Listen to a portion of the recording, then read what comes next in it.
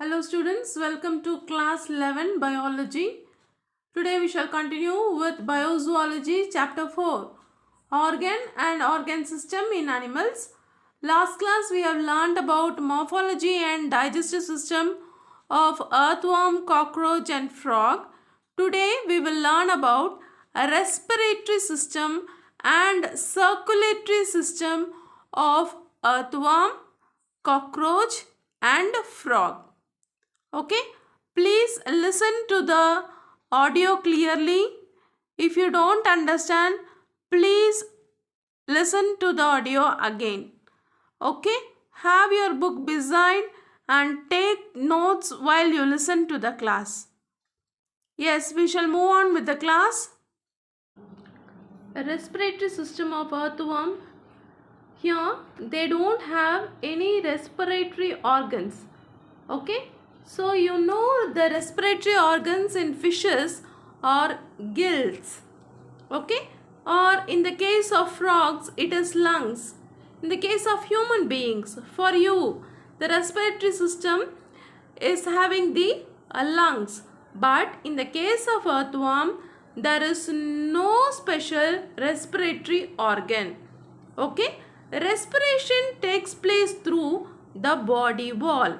Respiration takes place through the body wall, and the skin is richly supplied with blood capillaries because the oxygen should go inside the blood capillary, right? So that it will be available to the blood and to the other parts of the body. Okay, so the skin is richly supplied with blood capillaries and it aids in diffusion of gases. So this is most important point. Respiratory system in earthworm, it has got no special respiratory organ. Respiration occurs by diffusion of gases. What is diffusion? Movement of molecules from higher concentration to lower concentration. Atmosphere has got more of oxygen compared to the body of the earthworm, inside the body of the earthworm. So, oxygen diffuses through the skin. In turn, blood is there in the blood capillaries are there in the skin. So, it is getting absorbed. Okay. So, while carbon dioxide from the blood diffuses out, it is exchange of gases occur. The skin is kept moist by mucus and coelomic fluid, which helps in exchange of gases. Okay, then we shall learn about the circulatory system. So, Lampito Marti exhibit closed type of blood vascular system. Closed type where it is having the blood vessel. If it is not having the blood vessel and the organs are bathed in hemolymph, it is called as the open type, that is seen in the case of cockroach. Okay. Now, the blood vascular system consists of blood vessels, capillaries. What are capillaries? Small blood vessels are called as the capillaries, and lateral hearts. Okay, so the heart of the earthworm is described as the lateral heart. Okay, then two median longitudinal vessel. Okay, two median longitudinal blood vessel run above and below the alimentary canal. If you consider this to be the alimentary canal, okay, then you have the blood vessels moving above and also below. It is running above and the below. On top, the blood vessel is called as the dorsal blood vessel. Below, it is called as the ventral blood vessel.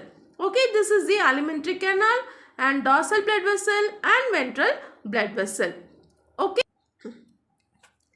Then we have the paired valves on the dorsal vessel. So always the valve's role is to control the blood flow, and also you can say it prevents the backflow of the blood. Wherever the valve comes, you can use this term, it prevents backflow of the blood. Okay, so the ventral vessel has no valves. Ventral vessel has got no valves and it is non-contractile. It is not contractable. Okay, and allowing the backflow of the blood. So this is the difference between dorsal blood vessel and the ventral blood vessel. In the anterior part of the body, the dorsal vessel is connected with the ventral vessel. Okay, that we will learn in the diagram also. Dorsal vessel is connected with the ventral vessel. Okay, so by 8 pairs of circumflural vessels or these circumflural vessels are only named as lateral heart. Understood? So these lateral hearts are present in between the segments 6 to 13. Okay, so then the vessels run on either side of the alimentary canal and pump blood from the dorsal to ventral side. Okay, so next we have the diagram which will tell you about the blood vessels and then the lateral heart. Is it clear for you?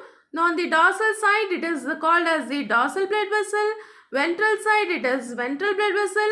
In the middle, which is given in pink, is the alimentary canal. Okay, and they are connected by the circumflural vessel or they are called as the lateral heart. Dorsal vessel receives blood from various organs of the body. Ventral vessel supplies blood to various parts of the body. So the role of the ventral vessel is to supply and the dorsal vessel is to collect. Okay, they produce blood cells and hemoglobin, which is dissolved in plasma and gives red color to the blood. The blood of earthworm is red in color. Then coming, so far we have learnt about the respiratory system and circulatory system of earthworm. Now we shall learn about the respiratory system and the circulatory system in the case of cockroach. We have the respiratory system of cockroach. So if you see, the respiratory system of cockroach may seem to be little confusing for you, but it is very simple system. Okay, and it is well developed. See, respiratory system is well developed compared with other terrestrial insects. Compared with other insects, cockroach respiratory system is very well developed. It has got branched tubes called as the trachea. Trachea opens through the holes called as the spiracles. There are 10 in number. Spiracles are 10 in number. They are present on the lateral side of the body. Understood? So, the terminal branches of the tracheal tubules are called as the tracheole. Do you follow? So, branched tube are called as trachea. Trachea further branch to form the tracheole. Okay. So, they carry the oxygen to entire body. The spiracles open and close by the valves, and it is regulated by the muscle called as the sphincter muscle or spiracular muscle. Spiracular muscle. Okay. So then we have each tracheole is filled with the watery fluid through which the exchange of gases take place. See, it is very important for one more question where the exchange of gases take place in the case of earthworm. Okay, you should say tracheole. Tracheole filled with the watery fluid through which the exchange of gases take place. Okay, so during high muscular activity, the part of the fluid is drawn into the tissues to enable more oxygen intake. Okay, so the fluid will go into the tissue to give them more of the oxygen when the cockroaches run. The passage of the air in the tracheal system is explained as follows. First, it starts with spiracle, then it goes to trachea, then tracheole. So, tracheole is filled with the fluid. From there, it is going to the tissue. The same thing we can see with the diagram here. So, you can see in this picture, spiracles are differentially named based on their position. So, in thoracic region, thoracic spiracle, abdominal region, abdominal spiracles. Okay, so through which the gas enters and it comes off. Understood? So that is about the respiratory system of the earthworm. You just learn the passage and you can describe the role of the parts of the respiratory system of earthworm. Next we shall learn the circulatory system of cockroach. cockroach is a Periplaneta americana. It has got open type of circulatory system, which means it is not having blood vessel. Okay, sometimes it is poorly developed when you say open type. Hemolymph flows freely. So the name of the blood here, it is called as the hemolymph. Flows freely, which means it is not present inside any of the structure. Okay, so they have the colorless plasma and hemocytes. Hemocytes, I told you CYTES always mentioning with the cells. They are phagocytic in nature. They can engulf the pathogen. They can feed on the pathogen. The heart is elongated tube with muscular wall. Okay, how do you describe the heart of cockroach? It is elongated tube with muscular wall. Okay, so it is present mid-dorsally beneath the thorax. Okay, beneath the thorax it is present in the mid-dorsal region. The heart is 13 chambered. It is most important. The heart is 13 chambered in the case of cockroach. They have ostia on either side. Both the side of the 13 chambers, each chamber has got the opening or the hole that is called as the ostia.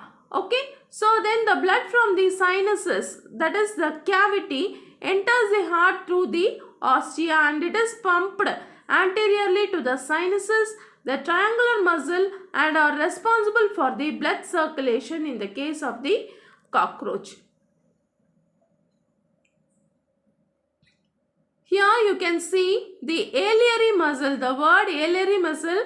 These muscles are helpful for them. These muscles are found in each segment on either side of the heart of the cockroach. In cockroach, there is an accessory pulsatile vesicle at the base of each antenna which also pumps the blood. Where is pulsatile vesicle present?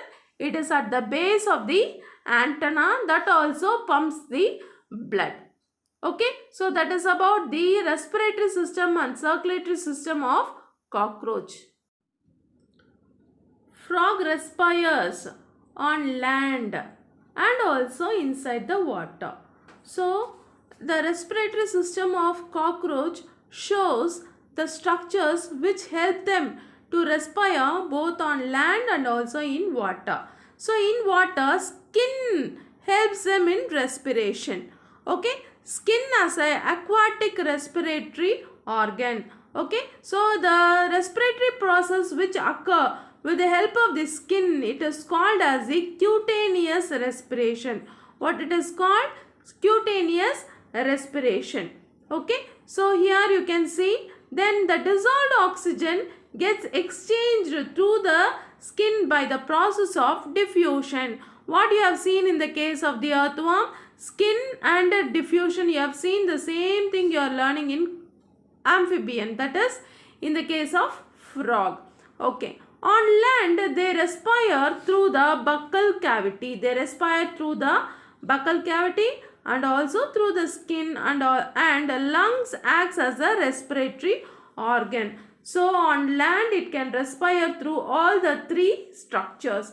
Okay, so in buccal respiration on land the mouth remains permanently closed. So buccal respiration, you should not think the frogs will be keeping their mouth open. It is not in that way. The mouth remains permanently closed.